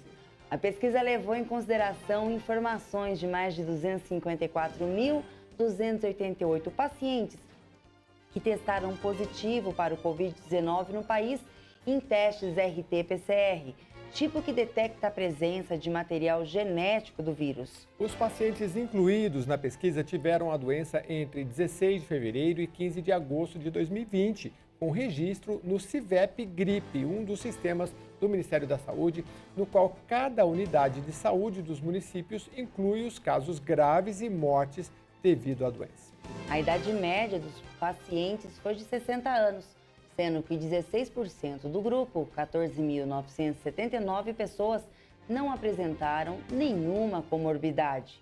Mais de 90% dos infectados presentes no estudo apresentaram um desfecho para a doença, morte ou alta hospitalar antes da finalização da pesquisa. Entre os que precisaram ir para a UTI, a taxa de mortalidade é de 59%, 6 a cada 10 pessoas. A mortalidade é ainda maior entre os pacientes que precisaram de ventilação mecânica, 80%. E você sabe, Jornal da Rede Alesp. Sobre isso eu estava vendo justamente uma notícia aqui interessante, mas também triste, né?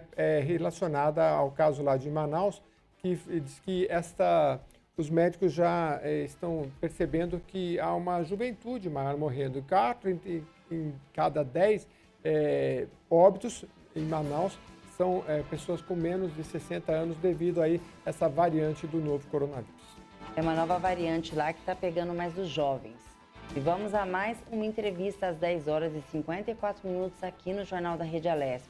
A Rússia foi o primeiro país no mundo a registrar uma vacina contra a Covid-19, a Sputnik, no mês de agosto. A aprovação aconteceu antes do início dos testes em larga escala, que começaram em setembro, e a vacinação já acontece por lá desde o início de dezembro. E quem já recebeu a dose, que segundo as autoridades russas tem mais de 90% de eficácia, é o jornalista brasileiro que vive na Rússia, Fábio Aleixo. Bem-vindo, Fábio, já está aí com a gente. Qual foi a sensação de receber uma dose de vacina assim tão especial? Conta pra gente. Vamos ver se o Fábio já ainda nos acompanha. Vamos ver como é que está a internet na Rússia, né? Porque parece que a nossa aqui tá boa. Voltou. Tudo bem, Fábio? Nos acompanha, nos ouve?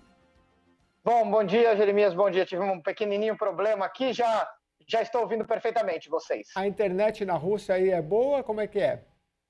Não é boa, excelente. Eu estava só mudando uma configuração rapidinho aqui no celular, mas agora está tudo certo já. Foi só um ajuste aqui de última hora. Coisas do ao vivo, né? Mas tá perfeito. Tá ótimo. Fábio, conta pra gente. Você foi vacinado que dia? Qual foi a sensação? Você teve alguma... como é que foi? Conta pra gente. Não, bom dia. Realmente, eu fui vacinado, vai fazer amanhã uma semana, no último dia 13 de janeiro, eu fui vacinado. Recebi a primeira das 2 doses da Sputnik V, é uma vacina de 2 doses, como praticamente que todas aí no mundo.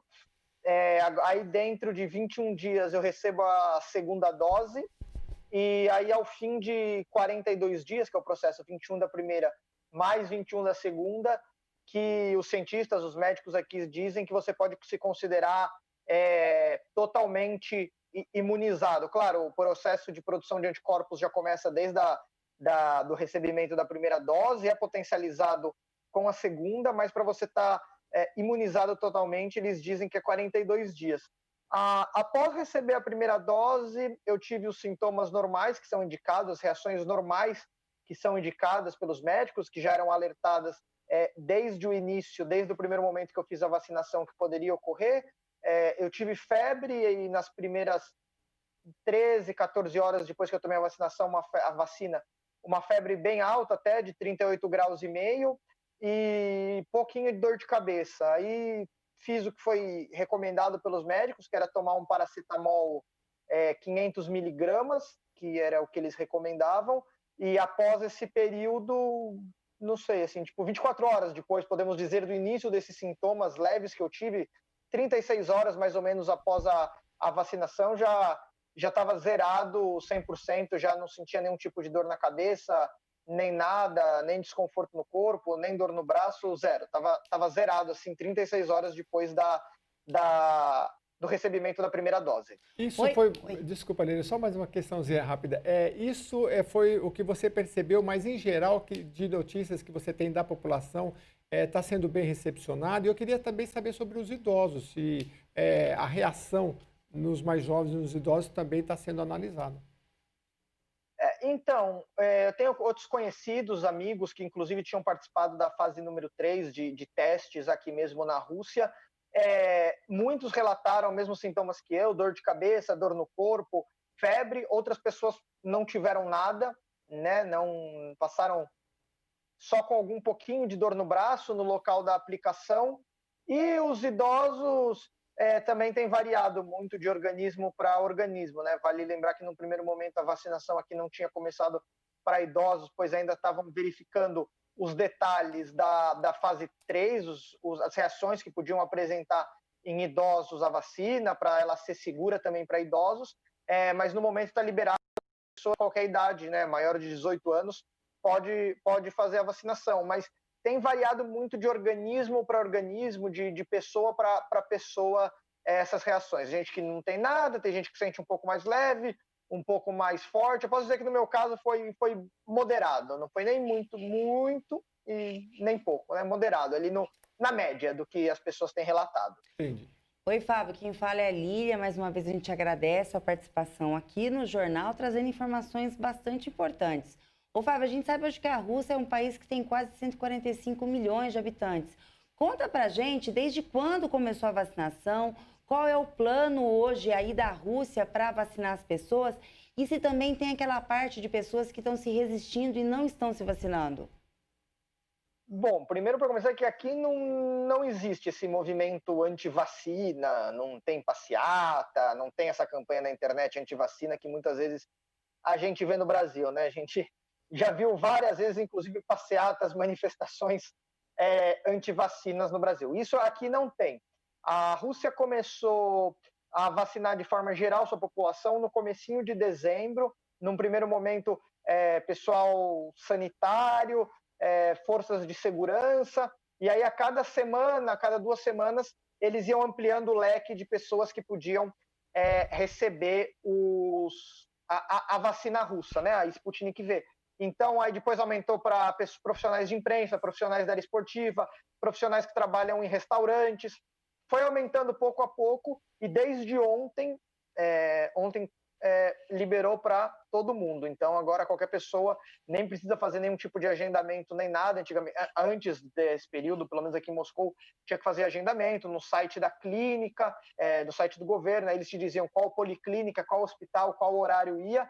Mas agora, ontem, eles abriram, além das policlínicas e tudo mais, colocaram alguns postos de vacinações em shopping centers, em mercados populares da cidade. Então, é só a pessoa ir, entra na fila, não precisa fazer nenhum agendamento normal, só espera um momento na fila e já faz a vacinação. E o objetivo aqui do governo é que até o começo do outono do hemisfério norte, que seria mais ou menos setembro, outubro, 60% da população russa esteja vacinada contra o coronavírus. E além da Sputnik V, em breve deve começar a vacinação aqui com uma outra vacina que está já registrada, chama Epivac Corona, que é desenvolvida por um outro centro chamado Centro Vector, e hoje eles anunciaram que a eficiência da vacina para casos graves também é 100%. Então, em breve deve chegar outra vacina, também produzida aqui na Rússia, para o público interno para se vacinar. Então, aí seriam 2 vacinas sendo aplicada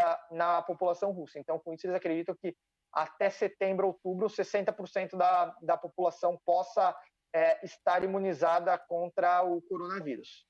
A previsão que nós temos aqui para o Brasil é que em outubro seja vacinado aí cerca de 75%, então, em outubro. Então, acho que está mais ou menos na linha da vacinação aí na Rússia.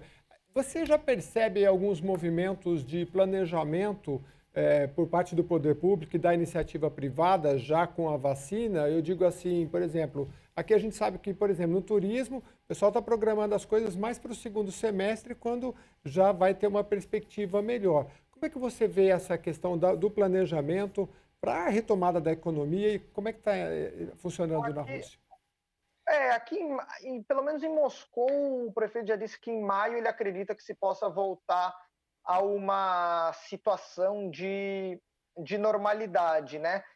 Até que você falou, né, que aí no Brasil se espera que até setembro ou outubro se vacine 75% da população, mas eu acho que comparado pelo como tem sido o ritmo de vacinação aqui na Rússia, vendo com outros países, eu acho que é muito difícil o Brasil alcançar essa meta, né? Principalmente que a gente sabe que o Brasil no momento ainda tem uma questão. Acho que é aí que a Rússia talvez tenha uma vantagem em relação não só ao Brasil, mas como outros países, que a produção interna já está muito adiantada, né? A vacina está aprovada. No Brasil a gente sabe que ainda existe pouco a pouco, foram aprovadas, né, 6 milhões da Coronavac, agora precisa-se esperar a autorização da Anvisa para mais 4,5 milhões de doses, e depois a gente não sabe se vão ter outras vacinas integrando. Então, acho que no Brasil estão sendo bastante otimistas, viu, entre setembro ou outubro de colocar. Eu digo isso pela experiência que tem aqui na Rússia. Se você imaginar que a Rússia começou antes e aqui a disponibilidade da vacina, por enquanto, está muito maior que no Brasil, já está geral a população e existe uma produção em massa grande,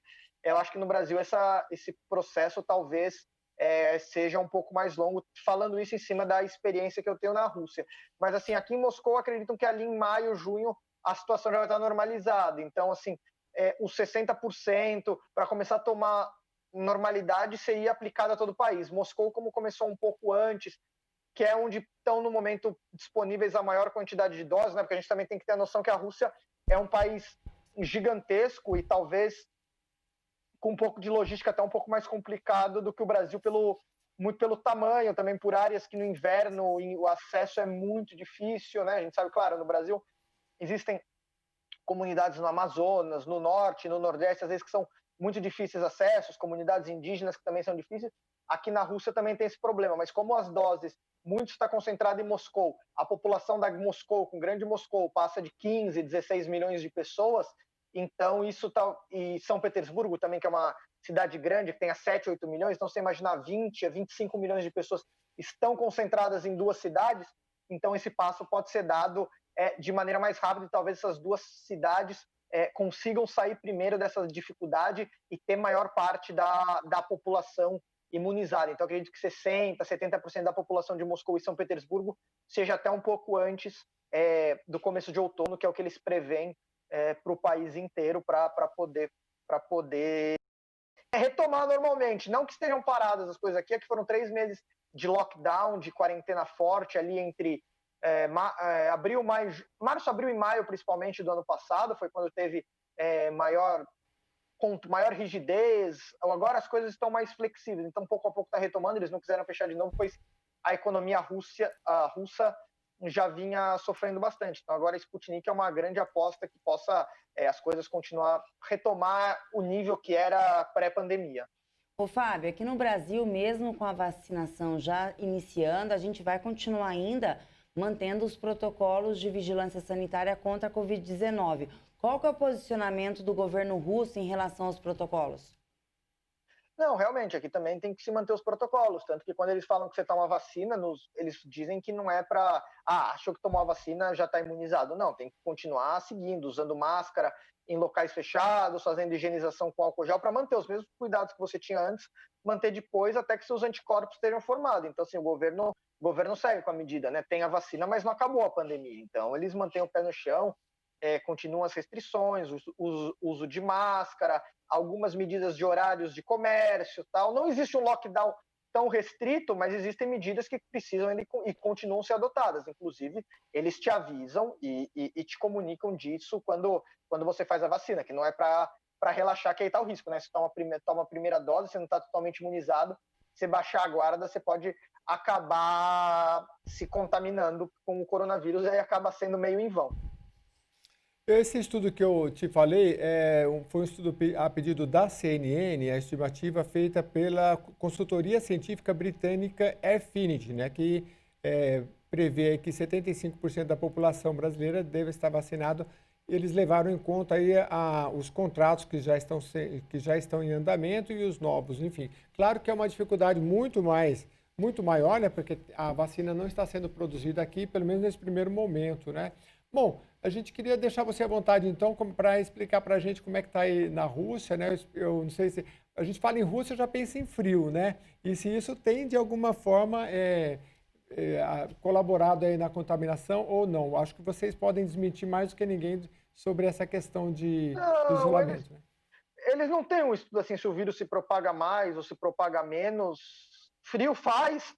Ontem chegou a alguns locais da cidade bater menos 25, menos 24 graus durante o dia. No momento está menos 14, menos 15, mas isso eles não têm.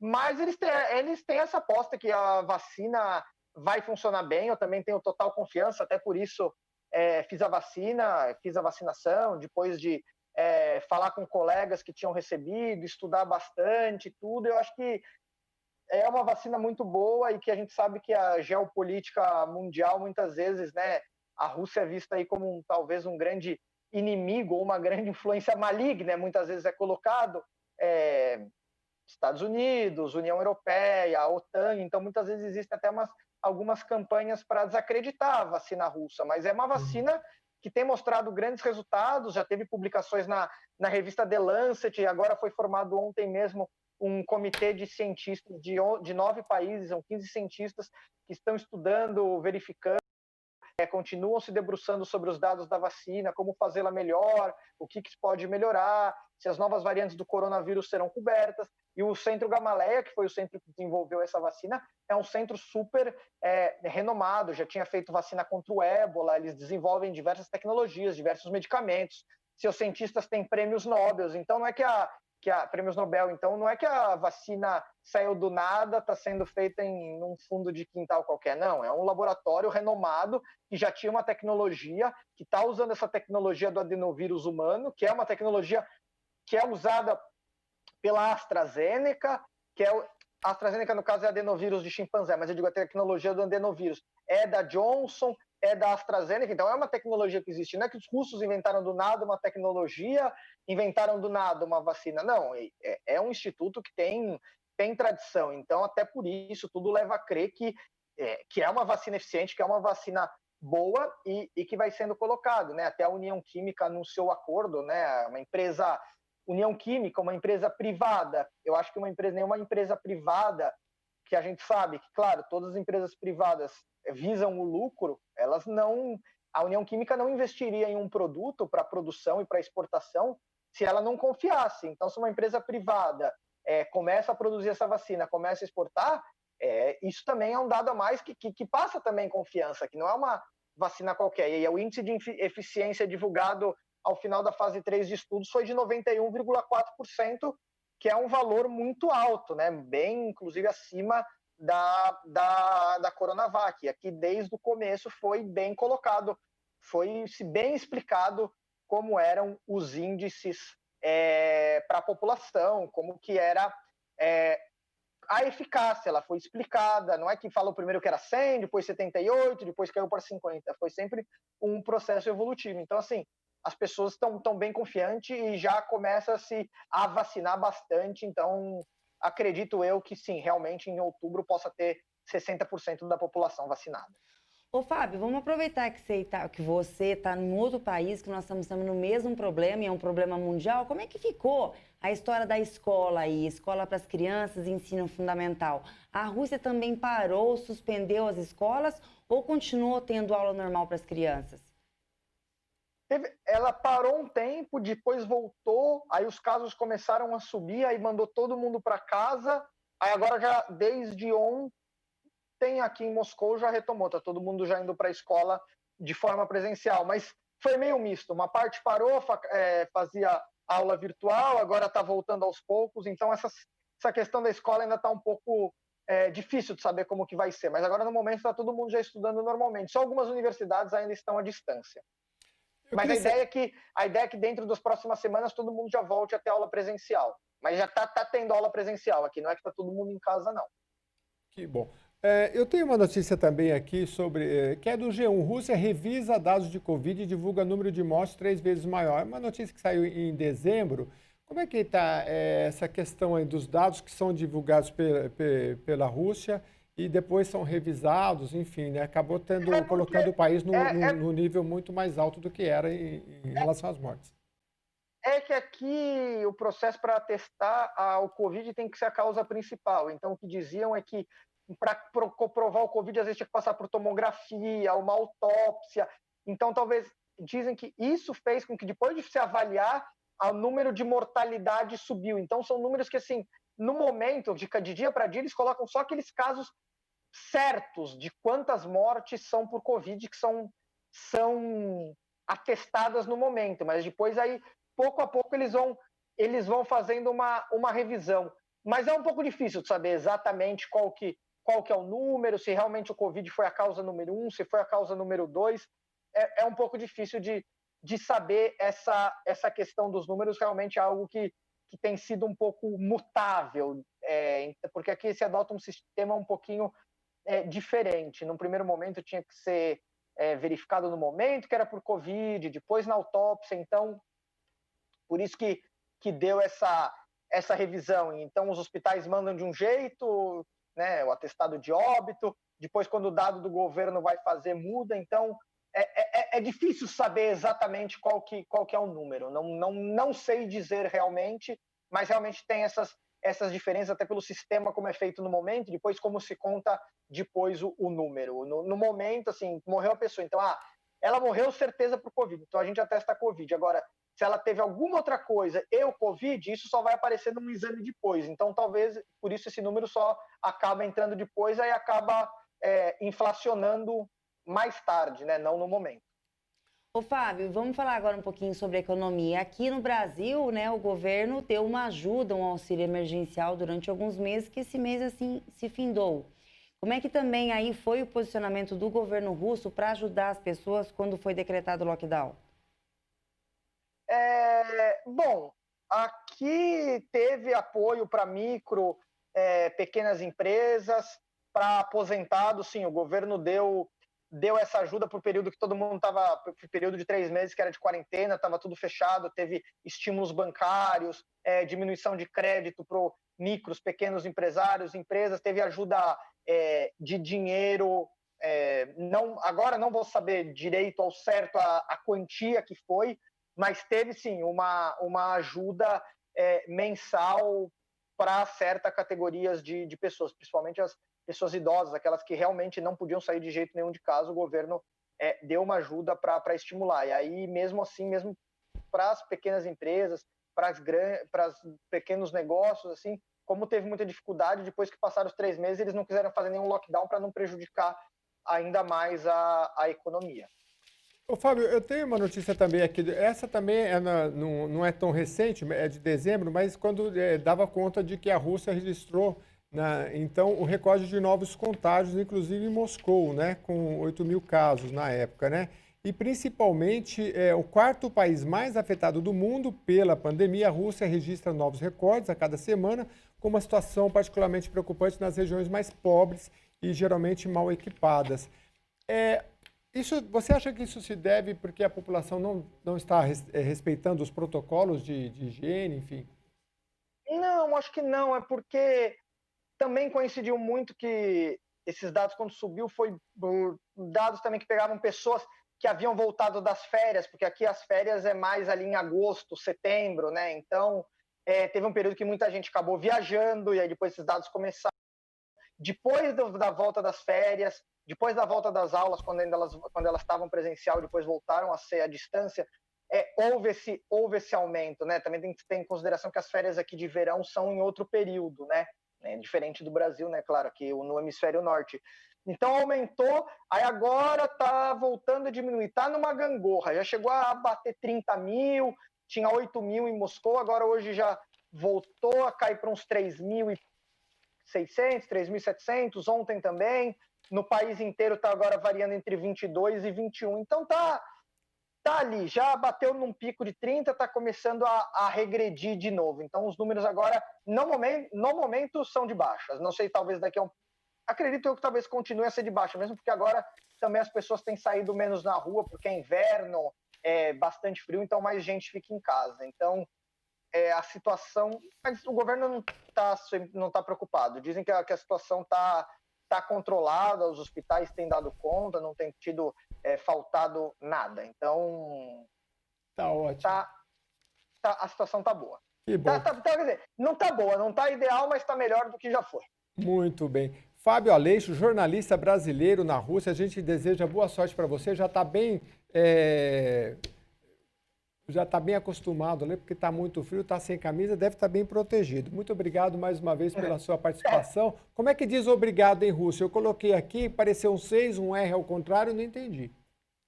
Spasiba. Como é que é? Spasiba. Passiba. Então, passiba, muito obrigado a você. Sempre mais informações da Rússia aqui pra gente. Muito obrigado. Tá, Jair, muito obrigado. Tchau, tchau.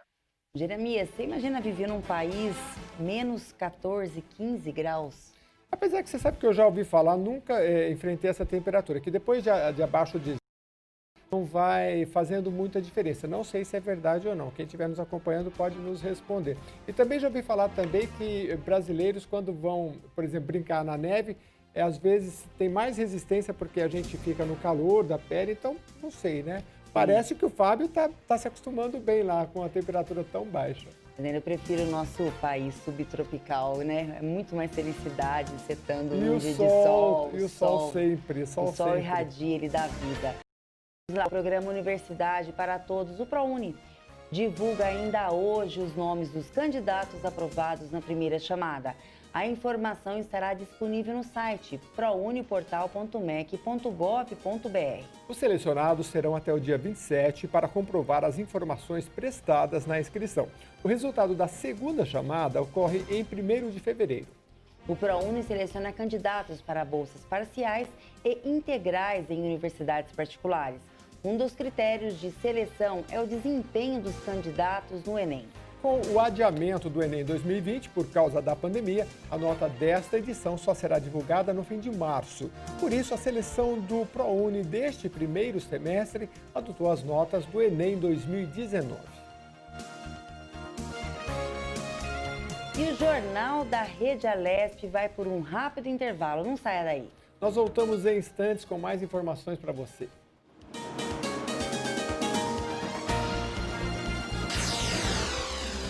Você acompanha Jornal da Rede Alesp.